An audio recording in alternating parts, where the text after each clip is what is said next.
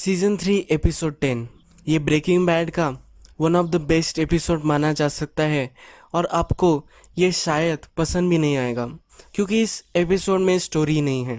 अगर आपको लगता है कि इस एपिसोड में स्टोरी नहीं यानी कि ऐसा थ्रिलर कुछ हो नहीं रहा, यानी कि डेथ्स वायलेंस इस तरह से चीज़ें नहीं हो रही, पर इस एपिसोड में बहुत ही बढ़िया कैरेक्टर डेवलपमेंट आपको दिखाई देगी इन दोनों कैरेक्टर्स की, जेसी और वॉल्टर की। ये पूरा एपिसोड इस लैब में ही होने वाला है और चलिए इस एपिसोड को हम अब स्टार्ट करते हैं। एपिसोड जब स्टार्ट होता है तो वॉल्टर हमें बेड से उठता हुआ दिखता है। वो लैब में जाकर सब स्क्रैपिंग वगैरह कर रहा होता है, जैसी भी उसके साथ होता है। जब वो सब चीज़ें कर लेते हैं यानी कुकिंग की उनकी जो प्रोसेस होती है वो सब ख़त्म हो चुकी है, तो उसके बाद वॉल्टर पेपर पैड लेता है और सब कैलकुलेशन कर रहा होता है कि हमें कितना यील्ड आया, कितना हमने डाला था और कितना हमें आउटपुट आया है। तो जब वो कैलकुलेशन करता है तो उसे पता चलता है कि ज़रा कैलकुलेशंस ऑफ है, 0.1% का एक डिफरेंस होता है। फिर जैसे ही उसे बोलता है कि 0.1% का डिफरेंस कुछ भी नहीं होता, पर वॉल्टर उसे बताता है कि 0.1 का डिफरेंस से बहुत ही बड़ा एक इफ़ेक्ट आता है, यानी कि 1 पाउंड 2 पाउंड ऐसा कुछ तो मिसिंग हो सकता है हमारे पूरे मैथ के यील्ड में। तो बहुत सारे चीज़ें अकाउंट कर रहा होता है। जैसी को वहाँ से उस सिचुएशन से बाहर निकलना होता है। वॉल्टर उसे ब्लेम ना करे इसलिए जैसी बहुत सारे चीज़ें उसको सजेस्ट कर रहा होता है कि इस वजह से ये हमारा जो यील्ड आ रहा है वो कम हो गया होगा। वो बहुत सारी चीज़ों में ये भी बताता है कि हमारा जो वेस्टेज होता है उससे ये हो रहा होगा।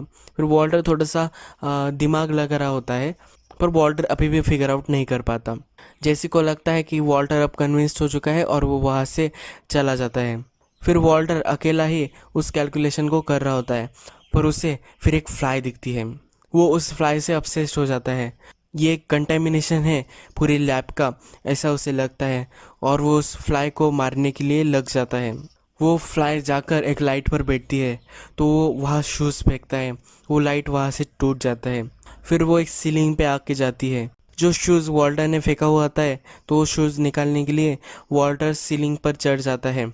वहाँ चढ़ने पर एक ब्रश से वो अपने शूज़ निकाल रहा होता है। वो अपना शूज़ निकाल लेता है, पर उसे फिर वहाँ एक और फ्लाई दिख जाती है। उस फ्लाई को मारने के लिए वो जो उसका गार्ड होता है उसे गिरने से बचा रहा होता है, उसके दूसरे साइड पर आ जाता है।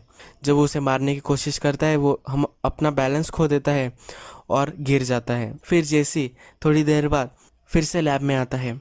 जब वो अपनी सिगरेट बुझाता है तो उसे जेन की सिगरेट भी वहाँ दिखती है उसकी गाड़ी में।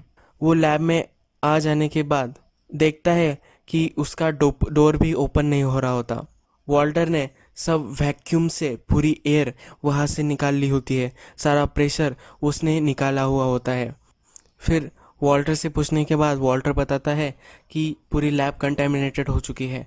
जेसी भी बहुत डर जाता है कि वायरस वगैरह होगा, इससे ये बहुत ही डेंजरस हो सकता है। फिर वॉल्टर उसको अपना एक इक्विपमेंट दिखाता है, उससे वो फ्लाई पकड़ने वाला होता है।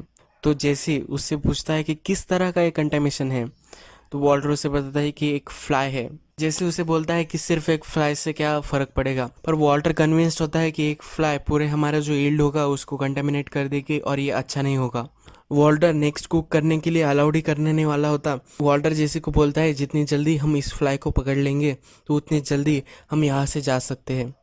तो जेसी भी फ्लाई पकड़ने के लिए लग जाता है। जेसी चुपके से कुकिंग करना स्टार्ट करने वाला होता है, पर वॉल्टर उसे पकड़ लेता है। वॉल्टर फिर से उसे समझाने की कोशिश करता है कि ये बहुत ही इम्पोर्टेंट है। वॉल्टर उसको अपने ब्रश से मार रहा होता है। फिर वॉल्टर के सर पर ही वो फ्लाई बैठ जाती है। फिर वही ब्रश जेसी उससे लेता है और जेसी उसके सर को बहुत ही ज़ोर से मारता है, पर फिर भी वो फ्लाई वहाँ से उड़ जाती है। जेसी को भी अपना गुस्सा निकालने का एक चांस मिल जाता है। जेसी वॉल्टर को बोलता है कि हम थोड़ी देर बाहर जाकर आते हैं, बाहर जाएंगे तो तुम्हारा हेड भी क्लियर रहेगा और इससे हम तुम अच्छे तरीके से सोच सकोगे। जब जेसी बाहर जा रहा होता है तो वॉल्टर उससे उसकी की ले लेता है और जेसी को बाहर ढकल देता है। वॉल्टर फिर से अपने काम के लिए लग जाता है। जेसी वहाँ का लॉक तोड़ने की कोशिश करता है, पर जेसी जब एक हैमर ढूंढ रहा होता है तब उसे सप्लाई दिख जाता है लाइट का, तो वो पूरे लाइट वहाँ से बंद कर देता है। फिर जेसी वॉल्टर को बाहर बुलाता है। जेसी ने बहुत सारे इक्विपमेंट्स लाए हुए होते हैं उस फ्लाई को मारने के लिए। उसमें से एक होता है स्ट्रिप्स, जिसको वो फ्लाई चिटक जाएगी और वही वो अड़क जाएगी। तो वो पूरे जो स्ट्रिप्स होते हैं पूरे लैब में वो लगा देते हैं। जैसे एक ड्रग भी ले आता है जिससे वाटर सो जाएगा और फिर वो कुक कर सकेगा। वो उसके कॉफ़ी में मिलाकर उसे दे देता है। वो दोनों कॉफ़ी पी रहे होते हैं। फिर जैसी उसके आंट की एक स्टोरी बताता है। मेरे आंट के यहाँ एक पॉसम था। वो रात को भी आवाज़ करता रहता था और फिर मेरी आंट उसके पीछे लग गई। उसने पूरे घर में ट्रैप्स बिछा दिए। वो मर चुका था पर फिर भी मेरी आंट को लगता था कि वो अभी भी यही है। उसको उसकी आवाज़ सुनाई दे रही थी और वो आउट ऑफ कंट्रोल हो जा रही थी। तभी हमने उसे डॉक्टर को दिखाया और ये अच्छा ही हुआ कि वो ये सब कर रही थी। उसे कैंसर था, उसके ब्रेन तक पहुंच गया था। ये हमें जल्दी पता चल गया। फिर हमने उसे उसका पेन ईज करने के लिए कुछ दवाई भी दी। इससे कुछ फर्क नहीं पड़ने वाला था पर फिर भी उसे चैन तो मिलने वाला था। फिर वॉल्टर उसे बताता है कि मैंने अभी चेकअप करवाया है, मेरा कैंसर वापस नहीं आया। कैंसर की बात होती है तो वॉल्टर बोलता है कि जो एक स्पॉट था जहाँ मुझे मर जाना चाहिए था, मैंने वो मिस कर दिया। मैं अब बहुत टाइम तक जिंदा रह चुका हूँ। तुम्हारी जो फैमिली है उसे तुम्हें मिस करना चाहिए, पर मेरे जाने के बाद मुझे नहीं लगता मुझे कोई मिस करेगा। मुझे बहुत सारे पैसे कमाने थे और फिर मर जाना चाहिए था। ये सब जो मैथ वगैरह मैं कुक करता हूँ ये मेरी फैमिली को कभी पता नहीं चलना चाहिए था।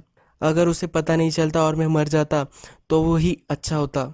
उस दिन जब जेन ने मुझे कॉल किया था तुम्हारे पैसे देने के लिए, उस दिन मैं तुम्हें पैसे देने के बाद एक बार में चला गया था। तभी मुझे जेन के फादर भी मिले थे। ये कोइंसिडेंस नहीं हो सकता कि मैं एक बार में गया और मुझे जेन के फादर मिल गए। हम साइंस के बारे में इतनी सारी चीज़ें बोलते हैं पर ये हम एक्सप्लेन नहीं कर सकते। मुझे लगता है उस दिन ही एक राइट स्पॉट था जहाँ मुझे मर जाना चाहिए था। तब किसी को भी नहीं पता था कि मैं ये सब कर रहा हूँ और मेरे पास बहुत सारे पैसे भी थे। तब अगर ये हो जाता तो ये एक बेस्ट ऑप्शन होता। उस दिन मुझे घर से बाहर ही नहीं निकलना चाहिए था। मैं मेरी बेटी की आवाज़ सुन रहा था, सब एकदम परफेक्ट था। अब वॉल्टर को थोड़ी सी गूंगी आ रही होती है। तब उनको फ्लाई वो फिर से दिख जाती है। जैसे ऊपर चढ़कर उस फ्लाई को मारने की कोशिश कर रहा होता है। फिर वॉल्टर उसे बताता है कि मैं बहुत ही सॉरी हूँ, जेन मर गई इसलिए मैं बहुत ही सॉरी हूँ। तो जैसे उसे बताता है कि इसमें किसी भी गलती नहीं है, तुम्हारी भी नहीं, मेरी भी नहीं और जेन की खुद की भी, इसमें कोई भी गलती नहीं है। वॉल्टर फिर वही सो जाता है और फिर जेसी को वो फ्लाई मिल जाती है। जेसी उसको मार देता है। फ्लाई के मरने के बाद वो कुक करते हैं और जब बाहर आते हैं तब वॉल्टर फिर से उसे अमाउंट पूछता है कि कितना हमें आज मैथ हमने कुक किया है। तो फिर वॉल्टर जेसी को कार के पास बुलाता है। वो बोलता है कि हम जिन लोगों से डील कर रहे हैं वो बहुत ही डेंजरस है। अगर तुमने उनसे कुछ चुराया हो तो अभी तुम ये सब बंद कर दो। अगर उनको पता चल गया तो मैं तुम्हें बचा नहीं पाऊंगा। जेसी बोलता है कि मुझे तुमसे बचाने की कोई ज़रूरत नहीं है। वॉल्टर अपने घर में सो रहा होता है। फिर से उसे एक फ्लाई दिखती है पर वो उसे इग्नोर कर देता है और सो जाता है। यही एपिसोड ख़त्म हो जाता है।